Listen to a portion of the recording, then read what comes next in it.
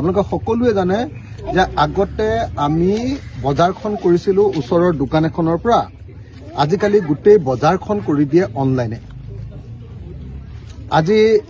ফ্লিপকাৰ্টে হওক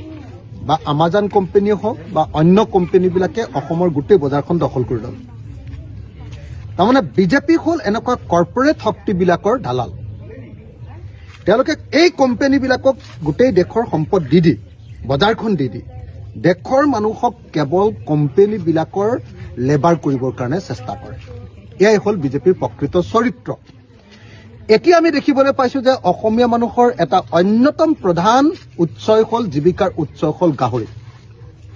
মিচিং মানুহৰ ঘৰত এটা বা দুটা গাহৰি সদায় থাকে বড়ো মানুহ এজনৰ ঘৰত এটা বা দুটা গাহৰি সদায় থাকে কাৰ্বি মানুহ এজনৰ ঘৰত এটা বা দুটা গাহৰি সদায় থাকে দেউৰী মানুহ এজন বা তিৱা মানুহ এজনৰ ঘৰত অৰ্থাৎ প্ৰত্যেক ঘৰত ট্ৰাইবেল মানুহ আৰু আহোম মানুহৰ ঘৰত বা আমাৰ গাঁৱৰ আহোম নহলেও অন্যান্য বিভিন্ন জনগোষ্ঠীৰ মানুহৰ ঘৰত গাহৰি পালনটো এটা অন্যতম আমাৰ জীৱন আৰু জীৱিকাৰ উৎস এতিয়া সেই গাহৰি পালন আকৌ আমাৰ অসমৰ ভিতৰতে আকৌ কিছুমান ল'ৰা ওলাইছে যি প্ৰফেচনেলি গাহৰি পালন কৰে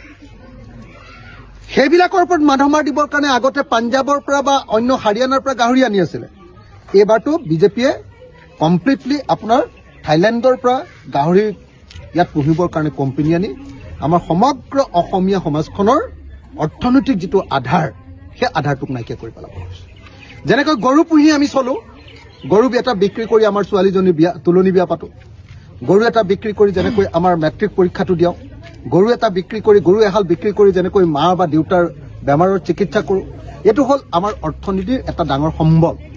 সেই সম্বলটোক এতিয়া আমাৰ হাতৰ পৰা কাঢ়ি লৈ গ'ল গৰুটো বিক্ৰী কৰিব নোৱাৰা পৰিস্থিতি কৰি দিলে এবাৰ হিমন্ত বিশ্ব শৰ্মাই কি কৰিছে আমাৰ খিলঞ্জীয়া মানুহৰ আমাৰ মংগোলিয়ান মানুহৰ এটা জীৱন আৰু জীৱিকাৰ প্ৰধান উৎস গাহৰি পালন এইটোৰ ওপৰত হাত দিছে আৰু আমাক তাৰ পৰা বঞ্চিত কৰিব খুজিছে গতিকে আমি বিজেপিক পৰাভূত কৰিব লাগে গাহৰিৰ ওপৰত হাত দিলে যেতিয়া আৰু এই বিজেপিক আৰু ৰক্ষা নাই গাহৰিৰ ওপৰত হাত দিলে মইতো কৈয়ে দিছিলোঁ আপোনালোকক আমাৰ গাহৰিত হাত দিয়ক তেতিয়া আৰু হিমন্তক এৰি দিয়া নহ'ব এতিয়া গাহৰিত হাত দিছে যেতিয়া এৰি দিয়া নহ'ব কোনো থাইলেণ্ডৰ গাহৰি ইয়াত পুহিবহি নালাগে তো আমাৰ ইয়াৰ মানুহে গাহৰি পুহি ইয়াৰ পৰা ৰপ্তানি কৰক আমাৰ ইয়ালৈ থাইলেণ্ড কোম্পানী আহি আমাৰ ইয়াত গাহৰিৰ গু ধুৱাব গা ধুৱাব লাগিব আমি আৰু তাৰপিছত বিক্ৰী কৰি থাইলেণ্ড কোম্পানী ধনী হ'ব এইটো কোম্পানী আমাক নালাগে তো আমাক গাহৰি পোহাৰ কাৰণে আমাক ব্যৱস্থা দিয়ক অসমৰ ল'ৰাক দিয়ক অসমৰ নিবনুৱাক ব্যৱস্থা কৰি দিয়ক গতিকে হিমন্ত বিশ্ব শৰ্মাৰ এই যি কাৰবাৰ কৰিছে